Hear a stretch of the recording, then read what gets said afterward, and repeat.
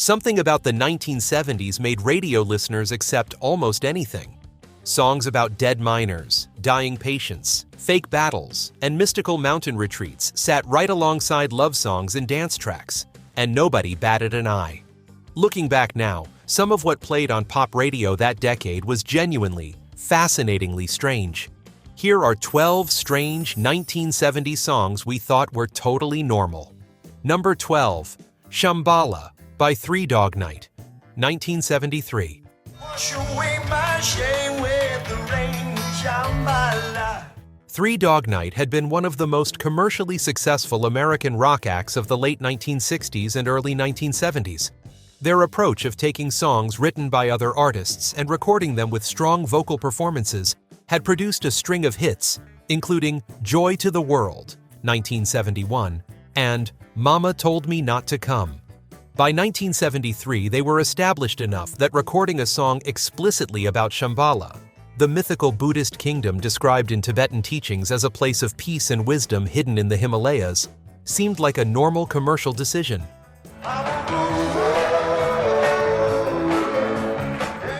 Shambala was written by Daniel Moore and reached number 3 on the Billboard Hot 100 in May 1973. The lyric is a straightforward celebration of a journey towards spiritual harmony, delivered with the full gospel-influenced vocal production that Three Dog Night brought to everything they recorded. The backing vocals and the horn section give it an irresistible forward momentum. On the road to Shambala. What nobody on mainstream radio seemed to find particularly strange was that this extremely specific reference to Tibetan mystical geography was being delivered as straightforward pop music to an audience that was mostly not thinking about Tibetan mystical geography.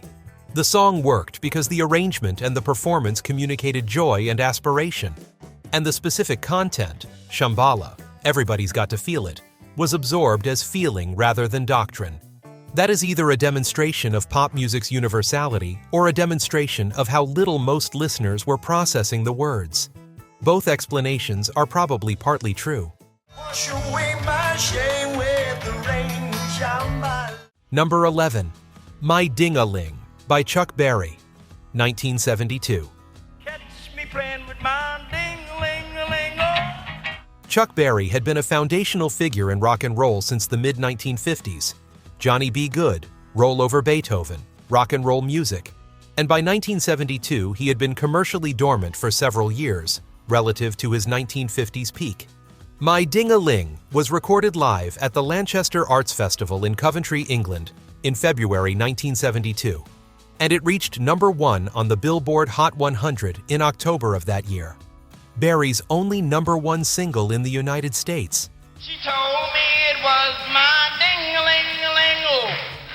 The song is built on a double entendre so transparent that the phrase double entendre barely applies.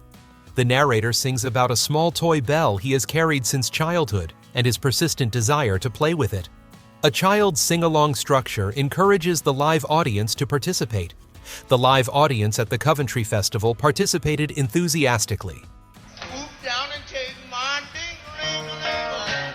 The BBC had banned Chuck Berry recordings in the past for suggestive content. My Ding-a-ling was played regularly by BBC Radio 1 because its surface content, a toy bell, was technically appropriate for broadcast. Mary Whitehouse, the prominent British moral campaigner, lodged a formal complaint. The BBC responded that the song was about a toy. It was the first and only number 1 single of Chuck Berry's career, achieved with a novelty double entendre sing-along recorded at a university arts festival in Coventry. Rock and roll history contains few stranger achievements.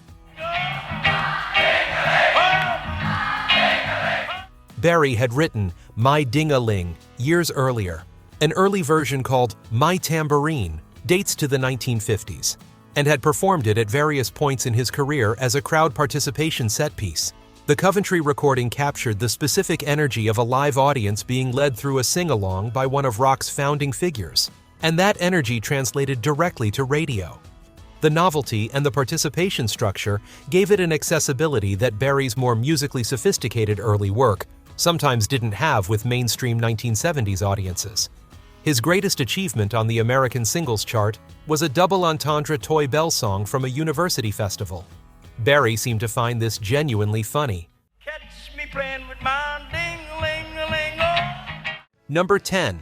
Wreck of the Edmund Fitzgerald by Gordon Lightfoot, 1976. Gordon Lightfoot was an established Canadian folk and country singer-songwriter, known for If You Could Read My Mind, 1970, and Sundown, 1974.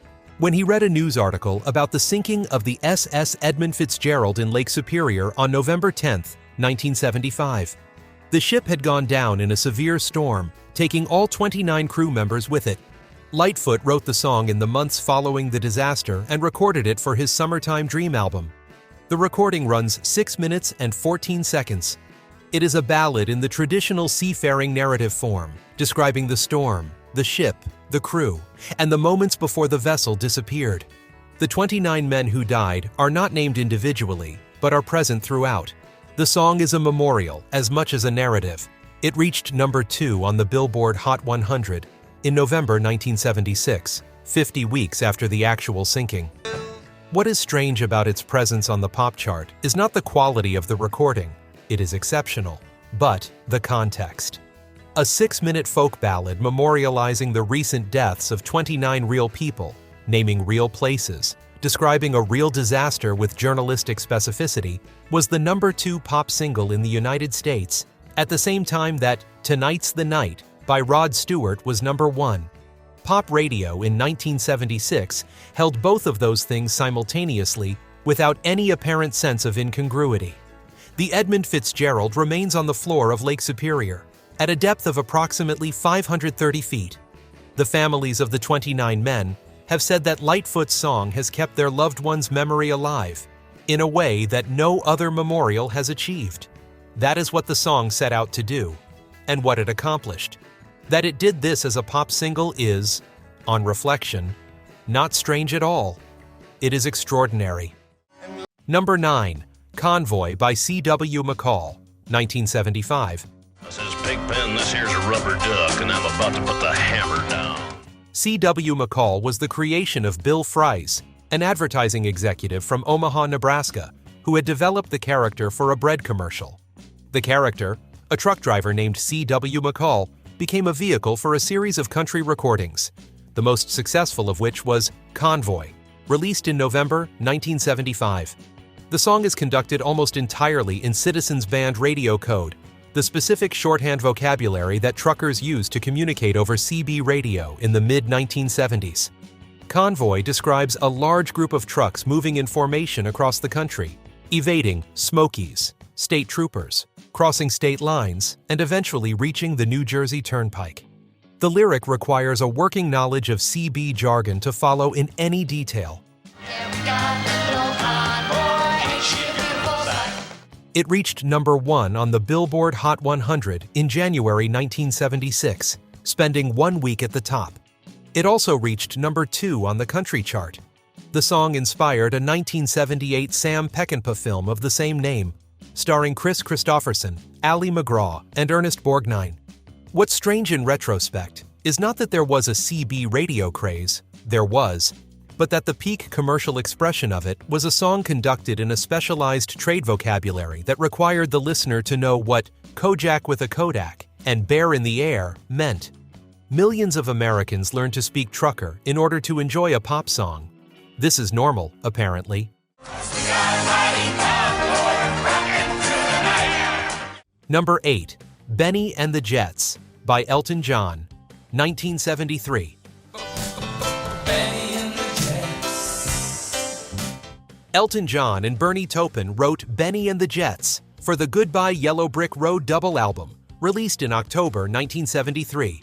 The song is ostensibly about a fictional rock band called the Jets, a futuristic, image-driven act described in terms that function as both tribute to and satire of glam rock. The production choice that makes it strange is that it does not sound like a studio recording. It sounds like a live recording. Crowd noise, concert ambiance, audience response. It is a studio recording. The crowd noise and concert ambiance were artificially added in the studio. The applause, the audience sounds, the sense of a live performance, none of it is real. John and his producer Gus Dudgeon deliberately constructed a fake live concert atmosphere for a studio track. Atlantic Records in the United States initially declined to release it as a single, believing it was not commercially accessible. Radio stations in Cleveland and Pittsburgh began playing it from the album anyway, driven by listener demand. The label reconsidered.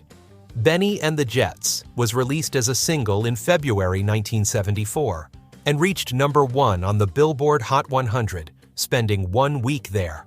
It also reached number 1 on the R&B chart, an unusual crossover for a British glam rock act. Elton John's team later confirmed that the entire live atmosphere on the recording was synthetic. Decades of listeners had been applauding something that never happened, and the applause track they were responding to was artificial. None of this has diminished the song's standing. Number 7. D.O.A. by Bloodrock, 1971. Bloodrock were a Fort Worth, Texas, rock band who released D.O.A. on their second album in 1971.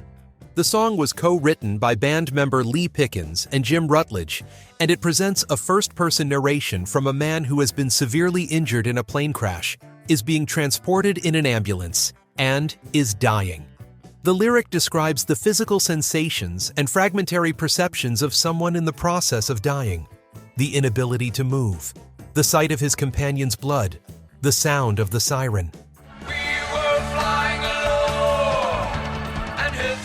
The recording reached number 36 on the Billboard Hot 100 and received substantial FM rock radio airplay. FM radio programmers in 1971 were willing to program things that Top 40 AM radio was not, and the progressive FM format gave songs like D.O.A. a platform they could not have found on conventional commercial radio. What strikes a listener returning to the song now is not that it exists. Artists have addressed mortality from every angle, but that it was considered normal rock radio programming. The song is not metaphorical. It is not an abstraction about death. It is a meticulous, physically specific account of what dying from trauma feels like, rendered in standard rock arrangement, and it played on FM radio between other songs without apparent concern. The title stands for Dead on Arrival. Radio programmers played it anyway. Number 6. Aqualung by Jethro Tull, 1971. Jethro Tull's Aqualung, the title track of their 1971 album, opens with one of the most recognizable guitar figures in classic rock, the descending, thunderous riff that Ian Anderson and Martin Barre developed together, and launches into a detailed portrait of a homeless man who watches children in a park with an interest that the lyric makes clear is predatory. The song does not shy away from what it is describing. The narrator watches Aqualung watching the children, describes his appearance with forensic specificity, the matted hair, the snot running down his nose, the sneezing, and positions him against an institutional religion that the song argues has failed people like him. The second half of the album develops the anti-religion theme further. Aqualung became one of the most played album tracks in the history of FM radio, a permanent fixture on classic rock playlists for 50 years. The song's specific subject matter, a homeless pedophile observed in a park, is not what most listeners think about when they think about Aqualung. They think about the guitar riff, which is extraordinary, and about the wall of sound that Anderson and Barre and John Evan built. The song is entirely honest about its content. Pop radio chose to engage primarily with the sound. Anderson has said in interviews that the split structure of the album, the Aqualung character study in the first half, the anti-religion material in the second, was deliberate, with the two halves connected thematically. The failure of institutions to address people like Aqualung was, in his argument, inseparable from the institutional religion, the second side critiques. That reading was available to any listener. Most listeners followed the guitar riff instead, which is also a completely valid response to one of the great guitar riffs in rock history. Number 5. The Night Chicago Died by Paper Lace, 1974. I heard her pray the night Chicago died. Paper Lace were a Nottingham band who had already scored a UK number 1 with Billy Don't Be a Hero before recording The Night Chicago Died. The song was written by Mitch Murray and Peter Callender, the production team responsible for several major UK hits of the decade, and tells the story of the Chicago mob wars of the 1920s from the perspective of a boy whose father is a Chicago police officer. The problem is that the events described in the song did not happen. The lyric depicts Al Capone attempting to shoot it out with the entire Chicago Police Department on the East Side, a confrontation resulting in 100 dead cops. No such confrontation occurred. The Al Capone of history was a bootlegger and racketeer who was ultimately convicted of tax evasion, not a figure who engaged in pitched battle with the municipal police force. The song is set in a version of 1920s Chicago that exists only in imagination. The song reached number 1 on the Billboard Hot 100 in August 1974 and spent 1 week there. Millions of Americans heard it and absorbed a completely fictional version of Chicago mob history as entertainment. Murray and Callender, who were British, have acknowledged in various interviews that their knowledge of Chicago's actual history was limited, and that the song's historical content should be taken very loosely. The audience did not know this when they were listening. I heard her pray the night Chicago died. Number 4. Half-Breed by Cher, 1973. Cher released Half-Breed in August 1973, and it reached number 1 on the Billboard Hot 100, spending 2 weeks there. The song was written by Mary Dean and Al Capps and tells the story of a woman of mixed Native American and white heritage who is rejected by both communities, by white society for her Native heritage and by her grandmother's tribe for her white blood. The lyric is direct about the specific social rejection the narrator experiences in both directions. The song was performed by Cher dressed in a theatrical Native American costume on her television appearances promoting it. The visual presentation, feathers, elaborate beadwork costumes, dramatic makeup, was the kind of performative representation that would be described very differently today than it was received in 1973, when it was simply a dramatic television performance. We never settled, went from town to town. Cher herself has Cherokee heritage through her mother's family.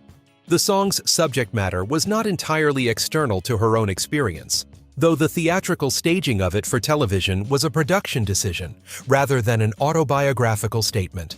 In 1973, the combination of Cher's vocal power, the song's direct emotional content, and the theatrical production made the whole package entirely normalized. The specific questions about representation and authenticity that would be asked now were not being asked then in the same way. Number 3. Love Rollercoaster by Ohio Players, 1975. The Ohio Players were a Dayton, Ohio funk band who had been building their commercial profile throughout the early 1970s and who reached their commercial peak with the Honey album in 1975. Love Rollercoaster was a single from that album that reached number 1 on the Billboard Hot 100 in January 1976, spending 1 week at the top and became one of the defining funk tracks of the decade. Approximately 2 minutes and 43 seconds into the recording, there is a high-pitched scream.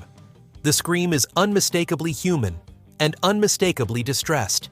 It lasts approximately 2 seconds, and then the music continues.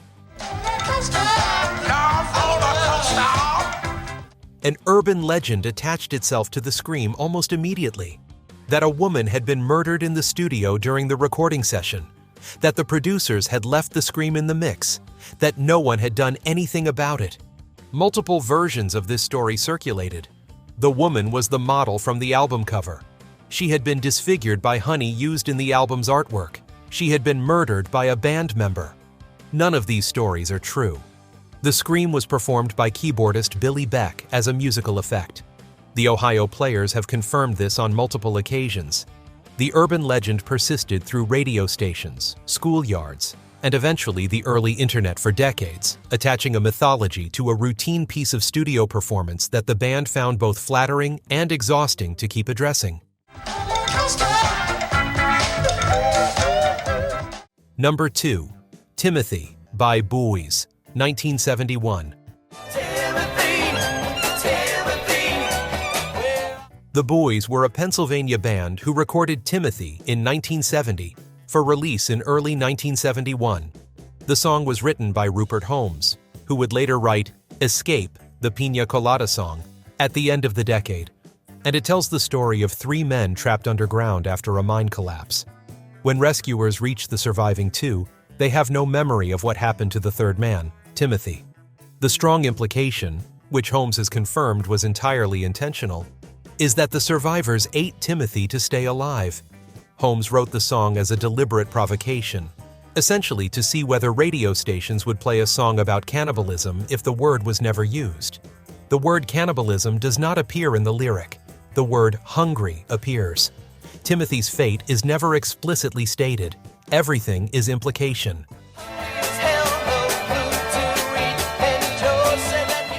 Several radio stations refused to play it. Several did not appear to notice what the song was implying and played it without question.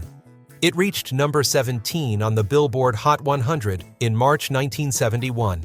Scepter Records, the label that released it, initially did not know what the song was about. Their promotional team began calling radio stations to encourage plays, before someone at the label apparently read the lyric carefully. Holmes has said in interviews that he was somewhat surprised the strategy worked as well as it did, and that the lesson he took from it was that implication is more powerful than statement. He went on to have a substantial career as a mystery playwright. Number 1. Run, Joey, Run by David Geddes, 1975. David Geddes was a Michigan-born singer who released Run, Joey, Run on Big Tree Records in 1975. The song is a narrative death ballad in the style of the teen tragedy genre that had been popular in the early 1960s, depicting a young man named Joey who is shot by his girlfriend's father when he comes to see her against the father's wishes. The girl attempts to shield Joey with her own body. Both are shot. The father, too late to save either of them, realizes the catastrophe he has caused. This storyline is delivered with full orchestral production over a pop radio arrangement, in a style that would have been appropriate for a considerably more benign subject. The song reached number 4 on the Billboard Hot 100 in September 1975. It received extensive radio airplay. Nobody seems to have found it particularly unusual that Top 40 Radio was playing a song in which a teenage girl is shot to death by her own father. If any of these made you hear them differently, hit the like button and subscribe. There are more deep dives like this one waiting.